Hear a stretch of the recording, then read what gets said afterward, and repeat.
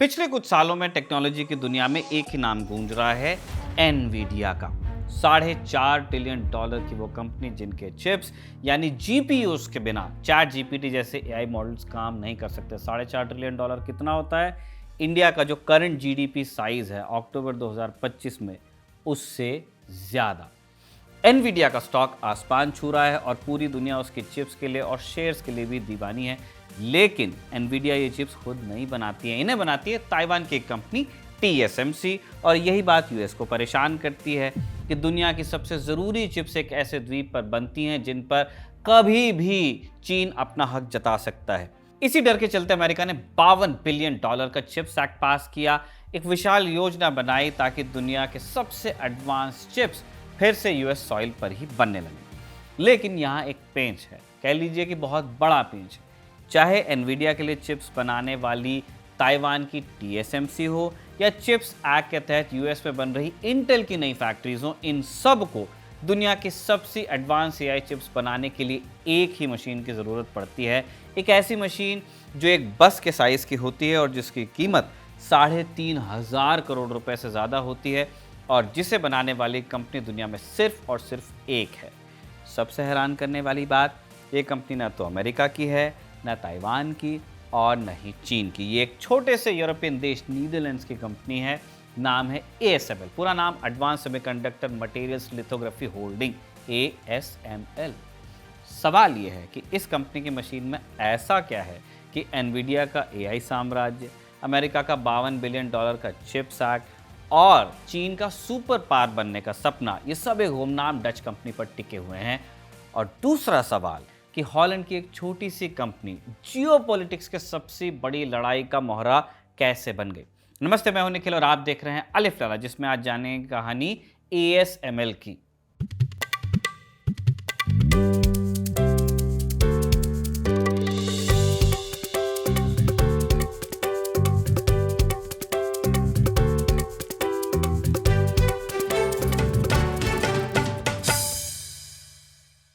शुरुआत करते हैं एक टेक्निकल सवाल से कि चिप आखिर बनती कैसे है।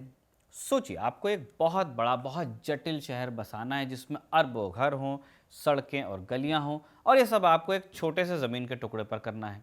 चिप बनाना कुछ ऐसा ही है, सुई की नोक बराबर ज़मीन पर एक पूरा शहर बसाना। वो ज़मीन का टुकड़ा चिप के मामले में होता है वेफर, सिलिकॉन से बनी एक पतली और गोल प्लेट, डिश कह लीजिए। शहर का जो नक्शा है उसे कहते हैं मास्क।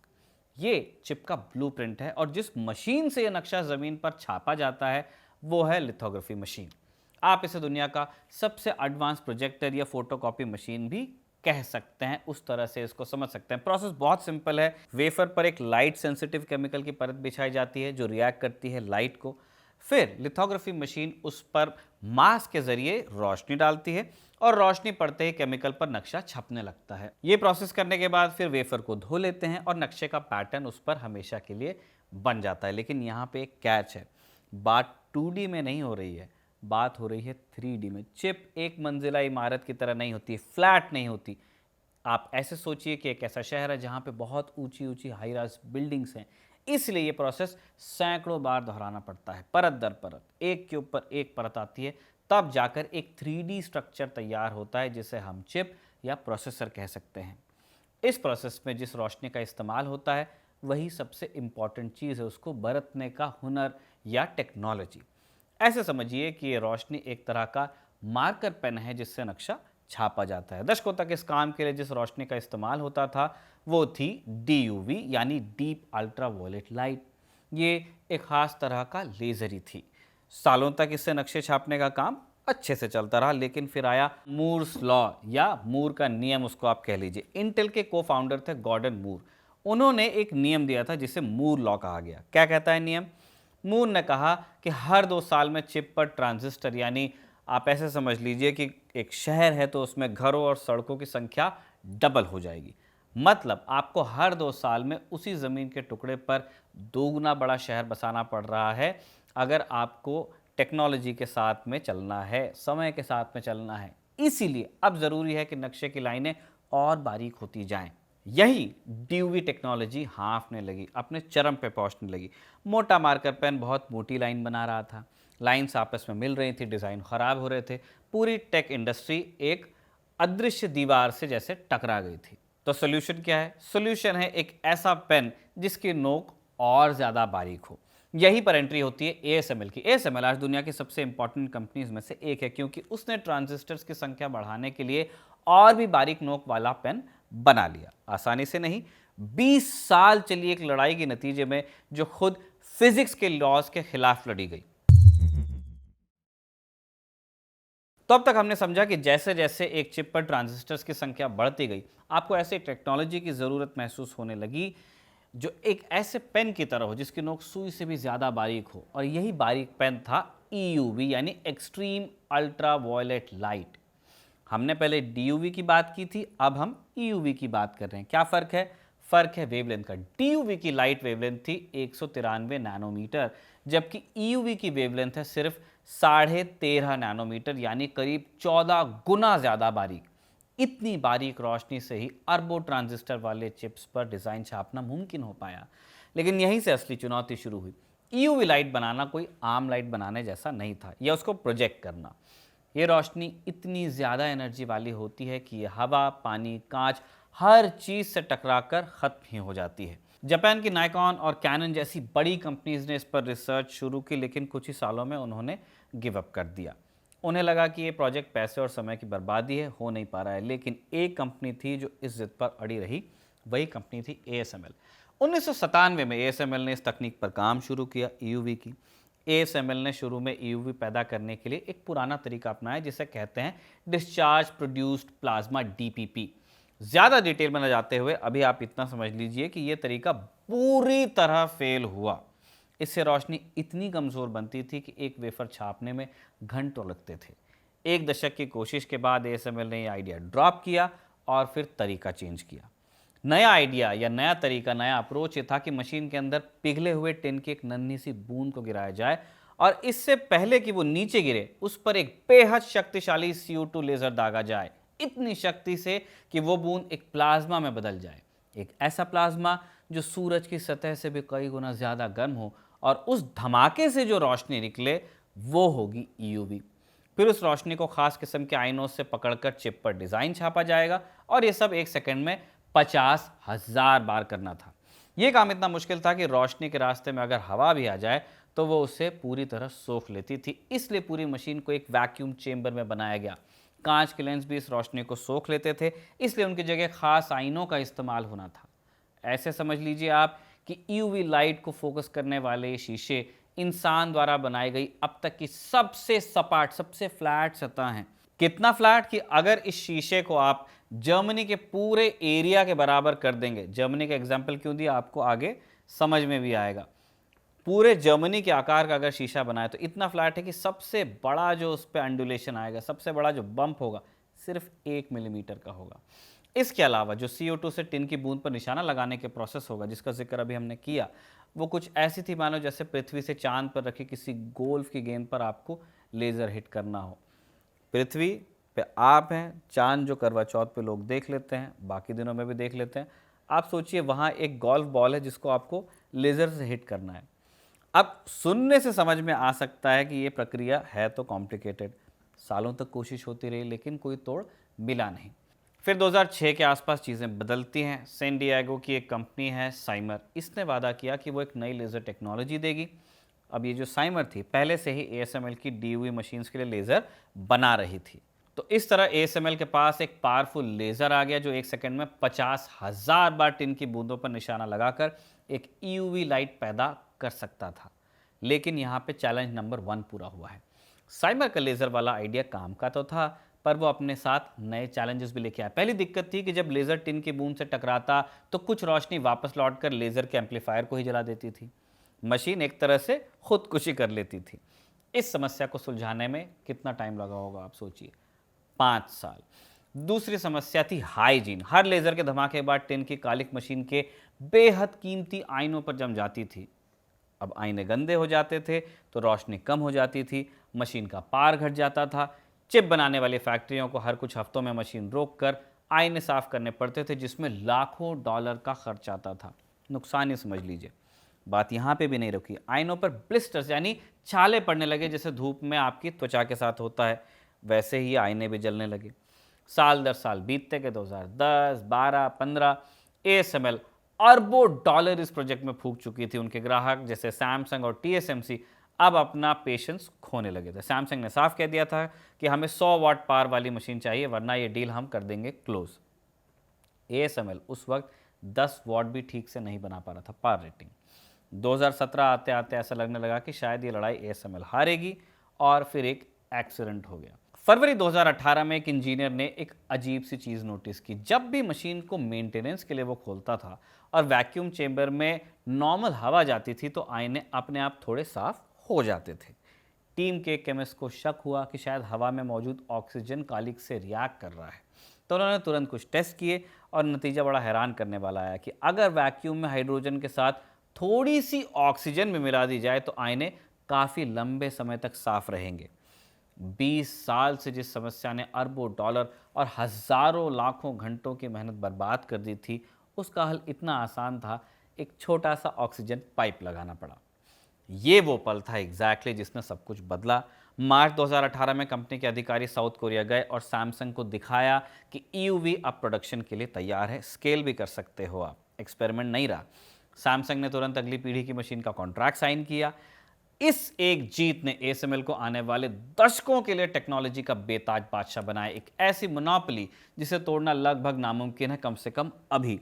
और इसी चक्कर में दुनिया के बड़े देश आज इस कंपनी के लिए लड़ भी रहे हैं। हालांकि इस लड़ाई के बारे में जानने से पहले ये समझना ज़रूरी है कि ये कंपनी अचानक आई कहाँ से है, इसने वो सब कैसे कर लिया जो बाकी दिग्गज कर नहीं पाए। तो आप ये समझ लीजिए कि ASML का जन्म एक दूसरी दिग्गज कंपनी के अंदर हुआ था, जिसका नाम आप सब जानते हैं, फिलिप्स।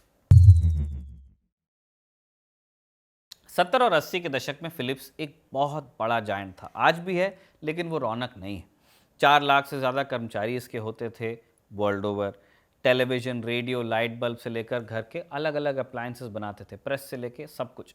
अब फिलिप्स की एक खासियत थी कि वो कोई एक कंपनी नहीं थी, वो एक कॉन्ग्लोमरेट था। यानी अपनी ज़रूरत की ज़्यादातर चीज़ें वो खुद ही बनाता था, और इसी खुद बनाने की ज़िद में फिलिप्स अपने इलेक्ट्रॉनिक्स के लिए अपने चिप्स यानी सेमीकंडक्टर्स भी खुद ही बनाता था, क्योंकि उनके अंदर अलग अलग डिविजन्स हैं जो इंडिपेंडेंट कंपनीज की तरह ही होते हैं ना। फिलिप्स एक होल्डिंग कंपनी की तरह हो गई।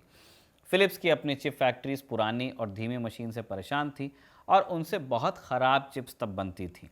इसलिए उन्होंने फिलिप्स की मशहूर रिसर्च लैब नैट लैब से एक बेहतर मशीन बनाने को कहा। नैट लैब के कुछ बेहतरीन इंजीनियर्स ने मिलकर एक मशीन बनाई जिसका नाम था सिलिकॉन रिपीटर। ये जो आज लिथोग्राफी मशीन्स यूज़ हो रही हैं, उसका शुरुआती रूप था। इसका काम था सिलिकॉन वेफर पर बार बार एक के बाद एक यानी स्टेप बाय स्टेप तरीके से चिप के डिज़ाइन को बहुत ही सटीकता से छापना। उस वक्त की मशीनों से बहुत तेज़ और एक्यूरेट थी। नैट लैब के साइंटिस्ट जानते थे कि ये मशीन बेहतरीन है और इसके जो स्पेसिफिकेशंस हैं शानदार हैं, पूरी दुनिया में चलेगी। लेकिन फिलिप्स का जो टॉप मैनेजमेंट था उसको इसमें फ्यूचर नज़र आया नहीं, और उनके लिए ये था एक सिरदर्द की डिवीज़न काम नहीं कर रहा है। एक महंगा R&D प्रोजेक्ट उनको लगता था। क्यों? क्योंकि फिलिप्स का बिजनेस था आम लोगों को टीवी, रेडियो, प्रेस बेचना। दूसरी कंपनियों को करोड़ों की इंडस्ट्रियल मशीन्स बेचेंगे, ऐसा उन्होंने सोचा नहीं था। फिर फिलिप्स का अपना एक यूरोपियन कॉर्पोरेट कल्चर भी था, जहाँ पे सब कुछ मंद मंद सुस्त रफ्तार से होता है, बूढ़े हाथी की तरह, कि एक फैसला है उसमें महीनों उनको लगते थे। जबकि चिप इंडस्ट्री चीते की तरह दौड़ रही थी, हफ्तों में टेक्नोलॉजी बदल जाती थी। फिलिप्स इस रेस में नहीं टिक सकती थी, इसलिए मैनेजमेंट ने फैसला किया कि इस प्रोजेक्ट से छुटकारा पा लो। अब इसको कोई ख़रीदने को तैयार नहीं है, जो ये रिसर्च डिवीज़न है उनका। आखिरकार एक आदमी तैयार हुआ, Arthur Del Prado. Dutch chip industry के इनको पितामह कहा जाता है। जापानी में जापान के जेल कैंप्स में ये कैद रहे, वहाँ से बचकर निकले और अपनी मेहनत से एक बड़ा बिजनेस खड़ा किया, और इन्हीं की कंपनी थी ASM इंटरनेशनल। वो भी चिप्स ही बनाते थे, चिप मशीन्स। उन्होंने तय किया कि वो फिलिप्स के इस प्रोजेक्ट में अब करेंगे इन्वेस्ट। इस तरह साल 1984 में 1 घंटे से भी कम मीटिंग में एक नई कंपनी का जन्म हुआ, जिसमें आधी हिस्सेदारी फिलिप्स की, आधी ASM इंटरनेशनल की हुई, और नाम रखा गया ASM लिथोग्राफी यानी ASML। अब ये कोई खुशहाल परिवार वैसे नहीं था, मजबूरी की शादी थी, एक को बेचना एक को खरीदना, लेकिन बेचने वाले ने पूरा बेचा नहीं, खरीदने वाले ने पूरा खरीदा भी नहीं। तो कैसे? शादी के पहले दिन से घर में कलह रही। सबसे बड़ा ड्रामा हुआ फिलिप्स के कर्मचारियों के साथ। 40 लोगों को चुना गया और उनसे कहा गया कि कल से आप एएसएमएल के एम्प्लॉयज़ हैं।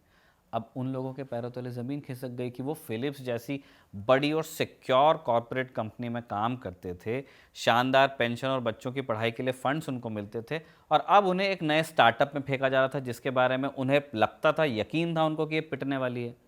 कुछ टॉप साइंटिस्ट तो इतने डरे हुए थे कि उन्होंने सिर्फ इस शर्त पर ज्वाइन किया कि अगर कंपनी डूबी तो फिलिप्स उन्हें 2 साल के अंदर वापस नौकरी पर रख लेगा। अब कंपनी के जो ये दो पिता थे वो भी आपस में लड़ रहे हैं। एएसएमएल के पहले सीईओ बने गजाल्ड स्मिथ। वो फॉरवर्ड थिंकिंग वाले एक लीडर माने गए, कंपनी पर बड़ा पैसा खर्च करके उसे जल्दी से जल्दी दुनिया के नक्शे पर लाना चाहते थे। और फिर दूसरी तरफ थे आर्थर डेल प्राडो, मजे हुए कारोबारी जिन्हें पैसे की कीमत पता थी, गिन गिन के खर्च करते थे। जब उन्होंने देखा कि स्मिथ कैसे पानी की तरह पैसा बहा रहे हैं तो उन्होंने आपा अपना खो दिया। एएसएमएल पर लिखी किताब फोकस द एएसएमएल वे में फाइनेंशियल रिपोर्टर मार्क हाइकिंग एक किस्सा बताते हैं कि एक बार कंपनी के एक अन्य अधिकारी को ताइवान से न्यूयॉर्क मीटिंग के लिए जाना था। सीईओ गजाल्ड स्मिथ ने उनसे कैजुअली कहा कि आप कॉनकॉर्ड से चला जाओ। कॉनकॉर्ड चलते थे तब उस जमाने के सुपरसोनिक जहाज थे जिनका टिकट आम फ्लाइट से कई गुना महंगा होता था। लाइफस्टाइल माना जाता था उसको फ्लाइंग की दुनिया का। डेल प्राडो के लिए ये था पागलपन कि यार जाना है तो नॉर्मल फ्लाइट से जाओ, कॉनकॉर्ड से क्यों जाओगे। अब ये लड़ाई इतनी बढ़ी कि आखिरकार डेल प्राडो ने गजाल्ड स्मिथ को कंपनी से निकलवा दिया। अब ये शुरुआत है। एएसएमएल को आगे बढ़ने के लिए और पैसों की ज़रूरत थी जो डेल प्राडो की कंपनी लगा नहीं पा रही थी, और आखिरकार 1988 में फिलिप्स ने डेल प्राडो को उनके हिस्सेदारी के पैसे देकर कंपनी से बाहर कर दिया। जो खरीदार था उसको उसके पैसे देकर के कहा कि आप बोर्ड से अब हट जाइए। कुल मिलाकर कहानी ये थी कि जिस फिलिप्स ने इस प्रोजेक्ट से छुटकारा पाने के लिए इतना ड्रामा किया, घूम फिरकर वो कंपनी फिलिप्स के ही पास आ गई। अब रुकिए, फिलिप्स एक बार फिर एएसएमएल से छुटकारा लेगी आगे कहानी में। क्यों? तो क्यों का जवाब यह है कि यह सब हुआ एक ऐसी लड़ाई के बाद जिसने एक्चुअली एएसएमएल को एक दिग्गज चिप कंपनी बनाया। 80 और 90 के दशक में चिप बनाने वाली मशीनों के बाजार पर दो मुल्कों का कब्जा था। यूएस जिसने इस टेक्नोलॉजी को जन्म दिया था, उसकी जीसीए और पर्किंग एल्मर जैसी कंपनीज थी, और जापान जो अपनी बेहतरीन कैमरा टेक्नोलॉजी के लिए मशहूर था, उसकी निकॉन, कैनन जैसी कंपनियां थी। दो हाथी थे और इनके सामने था एएसएमएल, एक चूहा। कंपनी के शुरुआती दिनों में इंजीनियर मजाक में एएसएमएल का मतलब कहते थे all systems meet late. ASML की पहली मशीन PS 2000 एक मजाक बनकर रखे थे, हमने पहले भी बताया, फ्लॉप हुई थी। इस मशीन में एक ऑयल टेबल था, यानी इसके पुर्जे तेल से चलते थे। चिप फैक्ट्रियों को धूल के एक कण से भी परहेज होता है, और एएसएमएल की मशीन से गराज जैसी तेल की बदबू आती थी। मशीन बिकी नहीं और कंपनी शुरू होने से पहले ही बंद होने की कगार पर पहुंच गई, लेकिन फिर उन्हें एक मौका मिला। ये मौका आया साल 1986 में। अमेरिका की एक बड़ी चिप कंपनी थी AMD। आज AMD प्रोसेसर और ग्राफिक कार्ड्स बनाने के लिए जानी जाती है ना, गेमर्स को बहुत पसंद आते हैं इसके कार्ड। तो उस समय AMD ने एक लिथोग्राफिकल कॉन्टेस्ट रखा था, यानी वो दुनिया की सबसे अच्छी मशीन बनाने वाली कंपनीज को बुलाकर उनका एक टेस्ट लेना चाहते थे। कंपटीशन उन्होंने रखा कि जो जीतेगा उसको हम एक बड़ा कॉन्ट्रैक्ट देंगे। एएसएमएल के लिए ये एक लाइफलाइन की तरह आया। वो भी अपनी मशीन लेकर फिर यूएस गए। अब जिस दिन टेस्ट था, ये कह लीजिए जिस दिन डेमोन्स्ट्रेशन देना था, उससे कुछ दिन पहले एएसएमएल के एक इकलौते इंजीनियर ने सोचा कि एक बार मशीन को चला के देख लेते हैं। अब जैसे ही उसने मशीन को ऑन किया, उसके होश फाक था। मशीन की इलेक्ट्रिक मोटर में खराबी थी और वो चिप पर गलत पैटर्न छाप रही थी, यानी एएसएमएल कंपटीशन से पहले ही बाहर होने वाली थी। जिस इंजीनियर ने यह गलती पकड़ी, हालांकि उसने AMD को कुछ बताया नहीं, उसने सीधे एएसएमएल के हेडक्वार्टर में अपनी टीम को फ़ोन किया। वहाँ हड़कंप मचा कि यार ये क्या हो रहा है। कंपटीशन शुरू होने में सिर्फ 36 घंटे थे, 1.5 दिन। इंजीनियर्स ने दिन रात करके एक मोटर के नए पुर्जे बनाए। एक इंजीनियर वो पुर्जे अपने सूटकेस में रखकर अगली फ्लाइट से सिलिकॉन वैली गया। अब यहाँ सवाल था कि AMD की फैक्ट्री में घुसेंगे कैसे। तो टीम ने एक उधार का पास जुगाड़ा, है ना, कंपनी में घुसने का जो पास होता है, जैसे आप कहीं भी कॉर्पोरेट में जाते हैं, और आधी रात में चोरों की तरह उस फैक्ट्री में घुसे। चुपचाप अपनी मशीन खोली, ख़राब मोटर को बदला और सुबह होने से पहले वहाँ से निकल गए। US लॉस की तरह से देखेंगे तो ब्रेकिंग एंड एंटरिंग। कुछ दिनों बाद जब AMD के एक्सपर्ट्स ने टेस्ट शुरू किए तो मशीन ने मक्खन की तरह काम किया। ASML ने वो कॉन्टेस्ट फिर जीता। सब हैरान थे कि यार इसका किसी ने नाम नहीं सुना है, ASML डच कंपनी, उसने किया कैसे। यही ASML का तरीका था, जुगाड़, हिम्मत और थोड़ी सी बेईमानी। इस जीत ने उन्हें बाजार में एंट्री दी, लेकिन एंट्री ही दी, है ना, बड़ी जंग अभी बाकी थी। जैसे जैसे ASML की मशीन्स बेहतर होती गई, जापान की निकॉन के ग्राहकों को वो तोड़ने लगी। अब निकॉन उस वक्त मार्केट किंग। निकॉन ने ASML को फिर सबक सिखाने का सोचा कि ज़्यादा उड़ना नहीं है। 2001 में निकॉन ने ASML पर पेटेंट वायलेशन का केस किया, डायरेक्ट अटैक। मकसद था कि कोर्ट की लड़ाई में ऐसा फंसाया है कि ASML अमेरिका में अपनी मशीन बेच ही ना पाए। अमेरिका ASML का सबसे बड़ा मार्केट था, अगर वहां बैन हो जाते तो कंपनी ही पिट जाती। अब पेटेंट वॉर्स का एक अलिखित नियम है कि वही पार्टी जीतती है जिसके पास पहले से ज़्यादा पेटेंट होते हैं। ऐसे समझ लीजिए कि सोचिए, आपके दुश्मन ने आप पर एक मिसाइल दागी, लेकिन आपके पास 10 मिसाइलें हैं, तो आप तुरंत उस पर 10 जवाबी मिसाइलें दाग देंगे। नतीजा क्या होगा? दोनों की बर्बादी। इसे कहा जाता है म्यूचुअली अशोर्ड डिस्ट्रक्शन। टेक की दुनिया में पेटेंट्स यही मिसाइल्स हैं। जिसके पास ज़्यादा पेटेंट है वो जवाबी हमला करने की ताकत भी रखता है। अगर कोई उस पर एक केस करता है तो वो पलट कर 10 केस आप पे करेगा। इसलिए अक्सर लड़ाई शुरू होने से पहले ही कमज़ोर पक्ष समझौता कर लेता है। निकॉन वर्सेस ASML केस में निकॉन के पास मिसाइल्स का जखीरा था, क्योंकि वो एक 100 साल पुरानी ऑप्टिक्स कंपनी थी, जबकि ASML के पास कुछ 2-4 पेटेंट थे। शुरू हुई थी कंपनी, तो गैर बराबरी का मुकाबला था, जिसे ASML का हारना लगभग तय माना जा रहा था। लेकिन ASML ने यही वो दांव खेला जिसकी किसी ने कल्पना ही नहीं की थी। और ये किस्सा जो हम आपको अब सुनाएंगे वो आपको किसी हॉलीवुड थ्रिलर की तरह लगेगा। सीन ये था कि ASML को मालूम था कि लिथोग्राफी से रिलेटेड पेटेंट की लड़ाई में निकॉन को हम नहीं हरा पाएंगे, लिहाजा उन्होंने वहां अटैक किया जहां निकॉन को सबसे ज़्यादा दर्द होने वाला था, उनका कैमरा बिजनेस। इसके बाद एक सीक्रेट ऑपरेशन शुरू हुआ। ASML ने गुपचुप तरीके से एक फर्जी कंपनी बनाई जिसका नाम था टार्सियम। ये नाम टार्सियर नाम के एक छोटे से जानवर से लिया गया था जो रात के अंधेरे में शिकार करता है। इस कंपनी ने अगले कुछ सालों में दुनिया भर से डिजिटल कैमरों के पेटेंट खरीदने शुरू किए। हावलेट पकार्ड, HP, जेरोक्स, ऐसी कंपनी से उन्होंने फेस डिटेक्शन जैसे पेटेंट भी खरीद लिए। अब निकॉन को भनकने लगी कि उनका दुश्मन उन्हीं के घर में सेंध लगा रहा है ना, वो भी पेटेंट्स जुगाड़ रहे हैं। ASML वेट करती रही, बिडिंग टाइम। जैसे ही 2017 में निकॉन ने उन पर लिथोग्राफी पेटेंट का केस दोबारा किया, ASML ने अपना जाल फेंक दिया। टार्सियम ने सारे कैमरा पेटेंट ASML के नाम कर दिए और अगले ही दिन ASML और उसकी पार्टनी जायस ने निकॉन पर केस किया, लिथोग्राफी के लिए नहीं बल्कि उनके कैमरे बनाने के लिए कि चोरी आप करते हो। अब ये निकॉन के लिए एक बड़ा शौक था, लेकिन ASML यहां भी नहीं रुकी। उन्होंने इस लड़ाई को एक नया मोड़ दिया। जायस जो ASML के लिए लेंस बनाती है, उसने अचानक एक बिल्कुल नया high and digital camera launch करने की घोषणा कर दी जिसका नाम रखा गया ZX1। इसका प्रचार किया गया, उसे कैमरा एग्जीबिशंस में दिखाया गया, यूट्यूब पर रिव्यू आए। दुनिया को लगा कि जायस अब निकॉन को कैमरा बाजार में टक्कर देने आ रही है। अब निकॉन बुरी तरह फंस गई। एक तरफ उनकी लिथोग्राफी मशीन्स बिकना कम हो रही थी, दूसरी तरफ US कोर्ट्स ने फैसला सुनाया कि निकॉन सच में ASML के कैमरा पेटेंट्स का उल्लंघन कर रही है। कोर्ट ने धमकी दी कि वो US में निकॉन के कैमरों की बिक्री पर बैन भी लगा सकती है। ये निकॉन के ताबूत में फिर आखिरी कील साबित हुआ। अब उनका जो मेन बिजनेस था, जिसके लिए उन्होंने ये सब किया, वही खतरे में आ गया। जापानी कंपनी फिर घुटनों पर आ गई और उन्होंने ASML के साथ किया एक समझौता। और जायस के उस ZX1 कैमरे का क्या हुआ? वो आज तक मार्केट में नहीं आया। असल में वो सिर्फ एक कॉन्सेप्ट कैमरा था, एक हथियार जिसे सिर्फ एक लड़ाई जीतने के लिए मोहरे की तरह यूज़ किया गया था और फिर वो हवा में गायब भी हो गया। इस लड़ाई को जीतने का नतीजा हुआ कि ASML धीरे धीरे पावरफुल ही होती गई। फिर 1995 में ASML का IPO आया, जिसके बाद फिलिप्स ने कंपनी में अपनी हिस्सेदारी बेचनी भी शुरू की और आज की तारीख में ASML एक इंडिपेंडेंट कंपनी है। ASML ने फिलिप्स से आज़ादी पाई, मार्केट में लड़ाई लड़ी, अपनी एक से एक इनोवेशन किए, लेकिन आज ये कंपनी जो एक जियोपॉलिटिकल चेस हो रहा है उसका एक मोहरा बन गई है। ASML की कहानी में अब तक सब कुछ सही जा रहा था, कंपनी दुनिया पर राज भी कर रही थी अपनी इंडस्ट्री में, लेकिन फिर कहानी में एंट्री हुई दो ऐसे किरदारों की जिनसे ASML का सीधे सीधे कोई लेना देना नहीं था, US और चीन। मामला बड़ा सिंपल था, चीन को बनना है टेक्नोलॉजी का नया सुपर पावर। इसके लिए उन्हें चाहिए थी दुनिया की बेस्ट चिप्स, और वो चिप्स बनाने की मशीन सिर्फ ASML के पास थी। दूसरी तरफ था US, उसे डर था कि उसकी बादशाहत कोई छीन लेगा। उसे एक और बड़ा डर था कि दुनिया की सबसे ज़रूरी चिप्स बनती थी ताइवान में TSMC की फैक्ट्रीज में, और ताइवान पर चीन की नज़र थी। ये अमेरिका के लिए एक बड़ा नेशनल सिक्योरिटी का रिस्क था। अमेरिका का जो हार्ड पावर है वो बहुत कुछ डिपेंड करता है सॉफ्टवेयर पे, तो चिप्स को वो जाने नहीं दे सकते। वो टेक्नोलॉजी के बल पे ही दुनिया पे राज करते हैं।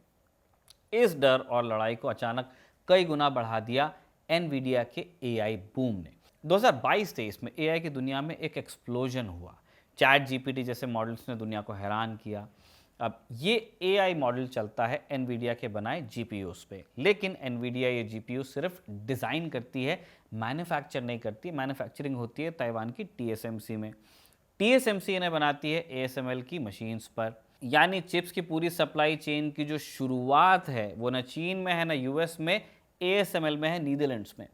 वॉशिंगटन में बैठे लोगों के बाद जल्दी समझ में भी आ गई कि एआई का रिमोट कंट्रोल असल में एएसएमएल के पास है। जो एएसएमएल को कंट्रोल करेगा वही एआई के फ्यूचर को कंट्रोल करेगा। तो इसके बाद अमेरिका ने चीन का रास्ता रोकने का प्लान बनाया। अमेरिका का पहला दांव था चिप्स एक्ट। उन्होंने $52 बिलियन का एक विशाल पैकेज निकाला। पैसा बहुत है उनके पास। इसमें कंपनीज को पैसा दिया गया कि वो यूएस में आकर चिप फैक्ट्रीज लगाएं, लेकिन एक शर्त भी थी। जो भी कंपनी ये पैसा लेगी वो अगले 10 सालों तक चाइना में अपनी एडवांस टेक्नोलॉजी नहीं बढ़ा सकती। मतलब पैसे भी लो और चीन का रास्ता भी काटो। अमेरिका का दूसरा और सीधा हमला था एक्सपोर्ट कंट्रोल्स, यानी चीन को क्या बेचा जाएगा और क्या नहीं, इसके लिए रूल्स बनाना। और नियमों में पहला क्या था? एएसएमएल की सबसे एडवांस ईयूवी मशीन पर बैन। अमेरिका ने डच सरकार पर जबरदस्त प्रेशर डाला और चीन के लिए ईयूवी का एक्सपोर्ट लाइसेंस ही रुकवा दिया। लेकिन दूसरी तरफ चीन ने हार नहीं मानी। उसने एएसएमएल की पुरानी यानी डीयूवी मशीन का इस्तेमाल करके ही 7 नैनोमीटर की चिप्स बना ली। 2023 में हुआवी के एक नए फ़ोन में ये चिप लगी भी। ये देखकर यूएस को समझ में आया कि सिर्फ ईयूवी को रोकना काफ़ी नहीं है। अक्टूबर 2022 में उन्होंने नए और ज़्यादा सख्त नियम निकाले। क्या किया? एएसएमएल की सबसे अच्छी डीयूवी मशीन्स पर भी बैन लगा दिया। कटिंग एज से एक लेवल जो नीचे है उन मशीन्स पर भी बैन लगा दिया कि चीन ये जुगाड़ भी ना कर पाए। बैन लगाने का मतलब है कि नीदरलैंड से ये प्रोडक्ट चाइना नहीं जा सकता लीगली। उधर एएसएमएल और नीदरलैंड्स इस लड़ाई में बुरी तरह से बीच में फंसे हैं। एक तरफ उनका सबसे बड़ा सिक्योरिटी अलाई यूएस है, दूसरी तरफ एक बड़ा कस्टमर चाइना। अमेरिकी अधिकारी बार बार द हेग वहाँ चक्कर काटते और साफ शब्दों में कहते कि अगर हमारी बात आपने नहीं मानी तो हम खुद एक्शन ले लेंगे। नीदरलैंड्स छोटा देश है, उसके पास झुकने के अलावा कोई रास्ता नहीं था। इस जियोपॉलिटिक्स का असर कंपनी के अंदर भी हुआ। जो कंपनी 144 देशों के टैलेंट को साथ लेकर चलती थी, अब उसे नेशनैलिटी के हिसाब से काम को बांटना पड़ रहा था। अमेरिकी नागरिक चीन से जुड़े कुछ प्रोजेक्ट्स पर काम नहीं कर सकते थे। ऐसे ही कंपनी में अलग अलग देशों के लोगों के लिए अलग अलग फिर रूल्स भी बनाए गए। अब अमेरिका ने तो अपने पैसे और पावर का इस्तेमाल किया। चाइना ने क्या किया इस मामले में? चीन ने अपने घरेलू चिप कंपनी जैसे SMIC और SMEE पर पानी की तरह पैसा बहाना शुरू किया है। कई एक्सपर्ट्स को आज भी डर है कि अमेरिका की ये स्ट्रेटेजी उल्टी पड़ सकती है। 10-15 साल में चीन शायद अपना खुद का एक ऐसा सिस्टम खड़ा कर ले जिस पर यूएस का कोई कंट्रोल नहीं होगा। तब बैन से काम नहीं चलेगा। चीन ने दुनिया को अपनी ताकत भी दिखाई है। उसने गैलियम और जर्मेनियम जैसे कुछ ज़रूरी मेटल्स के एक्सपोर्ट पर पाबंदी लगा दी जो चिप बनाने में काम आते हैं। उन्होंने कहा कि अगर आपको लगता है कि चिप सिर्फ एएसएमएल से ही कंट्रोल हो सकता है, आप गलत हो। रॉ मटेरियल भी कोई चीज़ होती है। छोटी सी चेतावनी थी कि लड़ाई सिर्फ एक तरफ से नहीं लड़ी जाएगी। आप कुछ करेंगे तो हम भी कुछ करेंगे। अब यहाँ एक दिलचस्प सवाल ये उठता है कि एएसएमएल में ऐसे कौन से हीरे जड़े हैं कि यूएस और चाइना अपने पास बना नहीं पा रहे हैं? लेना तो इनको वहीं से पड़ रहा है। क्यों चीन या कोई और देश एएसएमएल की मशीन की नकल नहीं कर पा रहा है? अरबों डॉलर तो चीन के पास भी हैं, यूएस के पास भी हैं। वैसे ही एक और मशीन बना ले, क्यों नहीं बना पा रहे? इसका जवाब एक शब्द में है, इकोसिस्टम। एएसएमएल की कहानी के बारे में आपको ये बात बहुत अच्छे से समझनी पड़ेगी कि एएसएमएल ये मशीन अकेले नहीं बनाती है।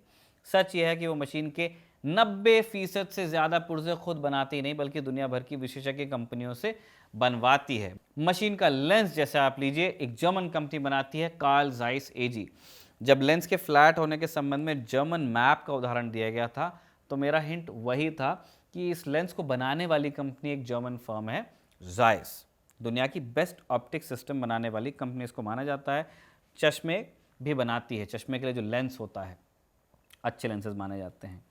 फिर इस मशीन को चलाने वाले जो लेज़र्स आते हैं एएसएमएल की मशीन को, वो जर्मनी की ट्रम्फ बनाती है।